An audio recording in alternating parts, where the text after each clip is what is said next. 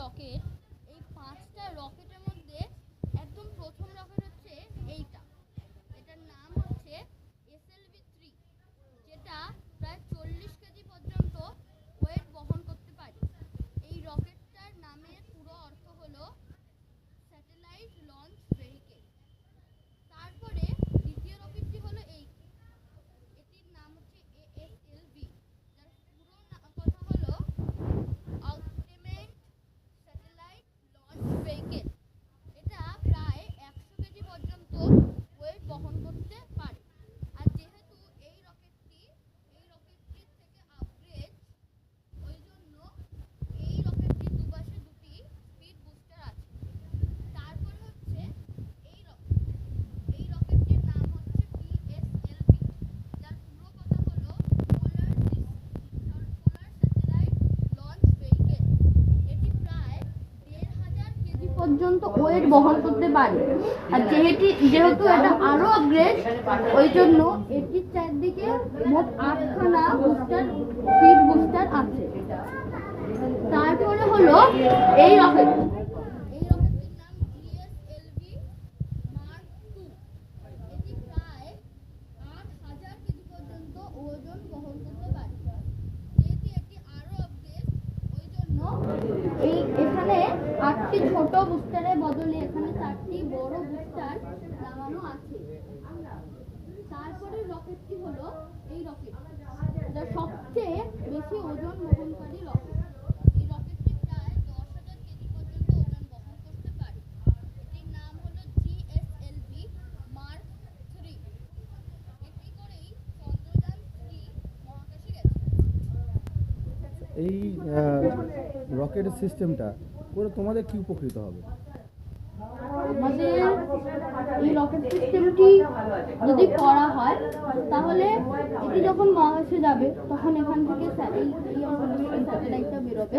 স্যাটেলাইটটা বেরিয়ে আমাদের বিভিন্ন আমরা তথ্য পাবো। এর ফলে আমাদের অভিজ্ঞতা বাড়বে, আর আমরা আরো নানান সুযোগ সুবিধা পাবো। আচ্ছা, এই যে রকেটের উপরের এই পোর্শনটাকে কি বলে? উপরের পোর্শনটাকে এই জায়গাটাকে হ্যাঁ, এটি হচ্ছে হিট শিল্ড। আচ্ছা, এই হিট শিল্ডের মধ্যে আসল যে স্যাটেলাইটটি সেটি আছে। মহাকাশে গিয়ে নিচের সব অংশগুলি খুলে যায়, আচ্ছা, শুধু এই হিট শিল্ডটি ওপরে যায়। তারপরে হিট শিল্ডটি দুভাগে খুলে গিয়ে এর মধ্যে থেকে স্যাটেলাইটটি বের করে গ্রহে পৌঁছে দেয়। সেই স্যাটেলাইটটি আমাদের সেই গ্রহ থেকে তথ্য সংগ্রহ করে আমাদের পৃথিবীর টাওয়ারে পাঠায়। সেই টাওয়ার থেকে সেই তথ্যগুলি আমাদের ফোনে আসে। এই যে নীল রঙের যে পার্ট, এটা কি কি আছে এখানে? এই নীলটা, হ্যাঁ, এই পার্টটায় আছে সলিড ফুয়েল বা সলিড, যে মানে কঠিন জ্বালানি, সেই জ্বালানিটিকে তরলে রূপান্তরিত করে এই রকেটটা চালানো হয়। আর তরল জ্বালানি আছে এই মানে সাদা পার্টটায়, আর তার নিচে এই জায়গাটায় আছে ক্রায়োজেনিক ইঞ্জিন।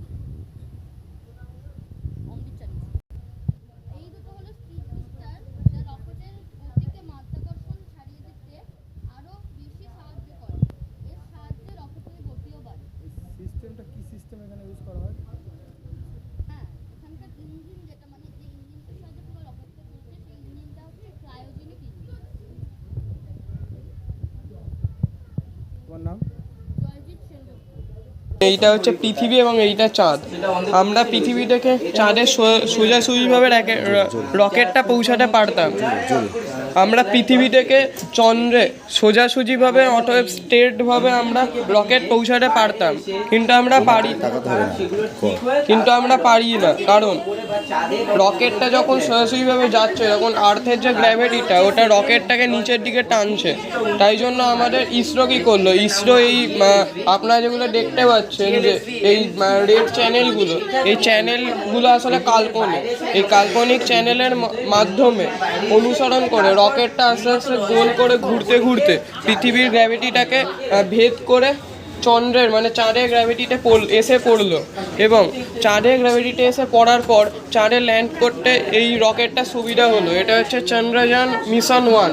এই মেশিনটি প্রথম চাঁদে এসে ল্যান্ড করেছিল।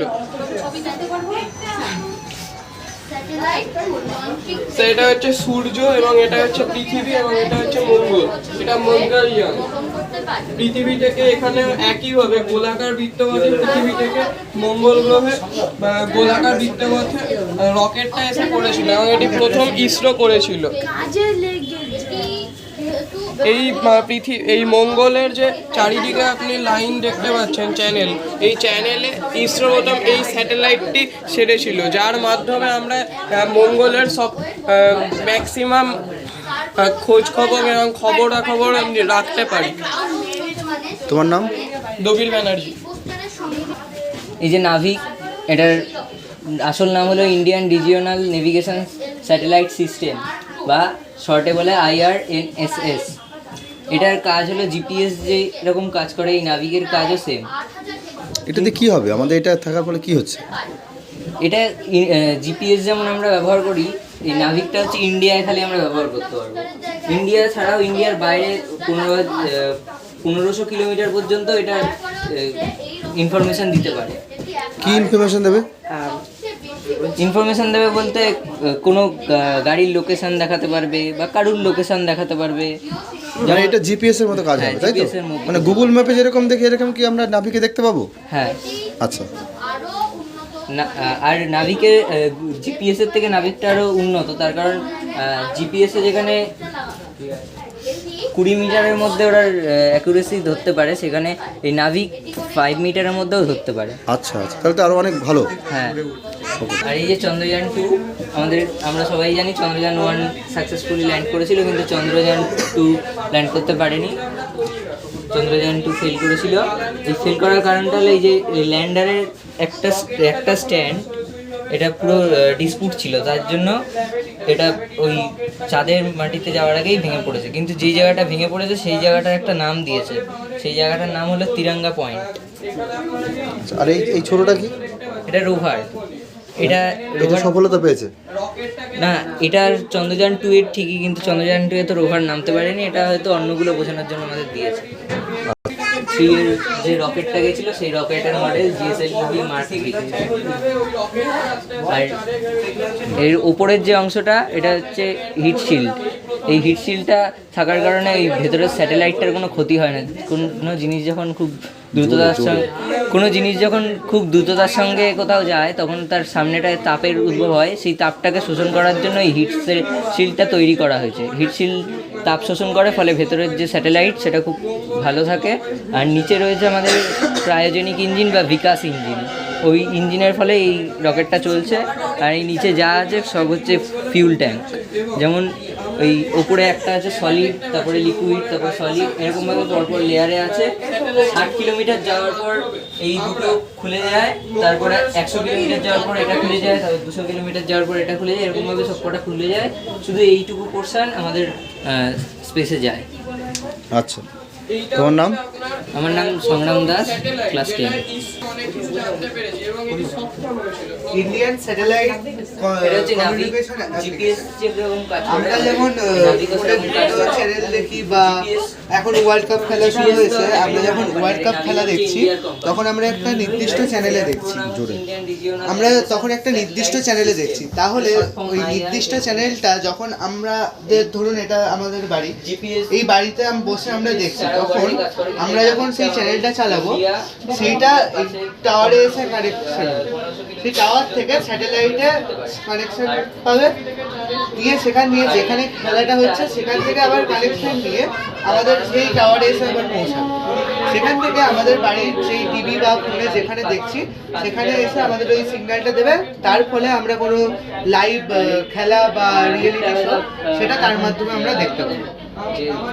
আর এই যে উপরে স্যাটেলাইট, এটারই বড় হচ্ছে এইটা, এই দুটো হচ্ছে সোলার প্যানেল। আর টাওয়ারের সঙ্গে মেন যে স্যাটেলাইটের সংযোগ সেটা স্থাপন করে হচ্ছে এই মেশিন। আর টাওয়ার অনেক সময় দেখায় লোডিং এরর, এটা দেখায় কারণ অনেক সময় টাওয়ার বা স্যাটেলাইট ডিসপুট থাকে, সেই কারণে এই জিনিসটা অনেক সময় দেখায়।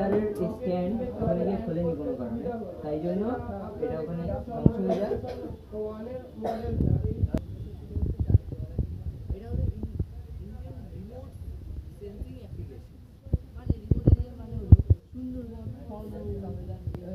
হিমালয় এসব জায়গায় মানুষ পৌঁছে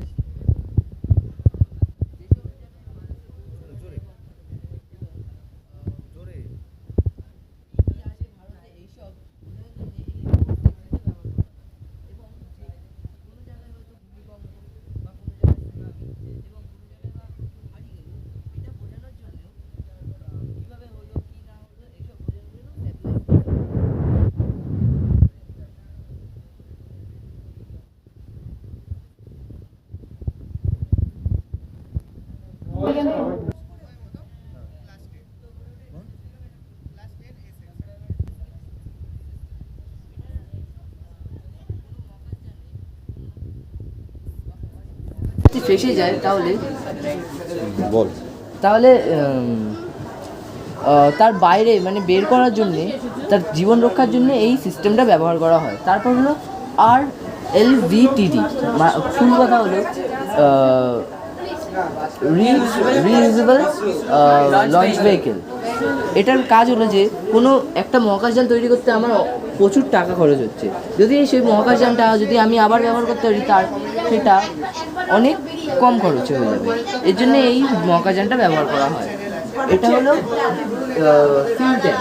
এটার ফার্স্ট পাশে থাকে H2 মানে হাইড্রোজেন, লিকুইড হাইড্রোজেন, আর নিচে এই পার্টটা থাকে লিকুইড অক্সিজেন। আর নিচে যে দেখতে পাচ্ছেন ওই ঘন্টার মতো জিনিসটা, এটা হলো বিকাশ ইঞ্জিন। এটা উৎক্ষেপ করতে সাহায্য করে, মানে উৎক্ষেপণ করে। তারপর আকাশ। তোমার নাম? আমার নাম সমুদীপ সাহা, ক্লাস 9। হচ্ছে first launch pad Satish Dhawan space centre অর্থাৎ শ্রীহরিকোটে অবস্থিত অন্ধ্রপ্রদেশে। এই রকেটটার নাম হচ্ছে PLSV, যার পুরো কথা হচ্ছে পোলার স্যাটেলাইট লঞ্চ ভেহিকেল। এটা এই বিল্ডিং থেকে বাইরে বেরিয়ে এসে রকেটটি কোনো পার্টস খারাপ থাকলে সেটি ঠিক হয়ে তারপরে ওপরে অর্থাৎ চন্দ্রে বা মঙ্গলে গিয়ে ল্যান্ড করে। এটি প্রায় 100 কেজি ওজন বহন করতে পারে। তারপর হচ্ছে সেকেন্ড লঞ্চ প্যাড, ওর থেকে কিছুটা উন্নত এবং ভারী। এটার নাম হচ্ছে GLSV, geosynchronous satellite launch vehicle. এটি বিল্ডিং থেকে না বেরিয়ে বিল্ডিংয়ের মধ্যেই যে রকেটের যে পার্টসগুলো খারাপ আছে ওগুলো ঠিক করে তারপর রকেটটিকে বাইরে পাঠায়, এবং এটি উন্নত এবং ভারী বলে এই লঞ্চ প্যাড থেকে উপরে গিয়ে সেটি চন্দ্রে বা মঙ্গলে গিয়ে ল্যান্ড করে। আর এই উপরে এগুলো কি? এগুলো হচ্ছে স্যাটেলাইট, বিভিন্ন স্যাটেলাইট। কি নাম? নাম আকাশ শাহ, ক্লাস 9। জোরে বল। আমাদের যে রকেটটা পৃথিবী থেকে যায়, সেই রকেটটার মাত্র এইটুকু অংশ মহাকাশে গিয়ে পৌঁছায়। আর এই ভেতরের যে অংশটা সেটা হচ্ছে গিয়ে স্যাটেলাইট। এই স্যাটেলাইটে সোনার জল বসানো, যাতে ওই সূর্যে যে মানে তাপ থাকে, সেই তাপ থেকে যাকে রক্ষা করে। আসলে সোনাই লাগানো হয়, কিন্তু সেটা আসলে সোনা লাগানো হয়। আর এই ক্যাপসুলটা হচ্ছে গিয়ে পুরো স্যাটেলাইটটাকে মানে নষ্ট হওয়ার থেকে রক্ষা করে। হ্যাঁ, এটাকে হিট সিল বলে। আর এই যে নিজ স্যাটেলাইটগুলো আছে, এইগুলো হচ্ছে গিয়ে আমাদের সূর্য থেকে তাপ গ্রহণ করে কারেন্ট উৎপন্ন করে। কি নাম? নাম আয়ুষ পাল। রোহিণী স্যাটেলাইট, এটা হলো ভাস্কর স্যাটেলাইট, এটা হলো আর্যভট্টের স্যাটেলাইট। এই আর্যভট্টের স্যাটেলাইটটা চন্দ্রযান 3 কে ব্যবহার করা হয়েছে। এই যে সোলার প্যানেলটা যেটা আছে, যে আমরা বারবার করে তো আমরা স্যাটেলাইটটাকে তো বারবার করে চার্জ করতে পারবো না, এই সোলার প্যানেল সূর্য থেকে তাপ নিয়ে ইলেকট্রিসিটি করে নিজেকে রিচার্জ করে। এই যে অ্যান্টিনাগুলো আছে, এই অ্যান্টিনাগুলো চাঁদে সব ফটো জমা করে, তথ্য জমা করে, যে চাঁদে দেখে যে কি যে জলের অস্তিত্ব আছে, মানুষের অস্তিত্ব কি আছে নাকি, সেগুলো সব রিপোর্ট করে সেটা আমাদের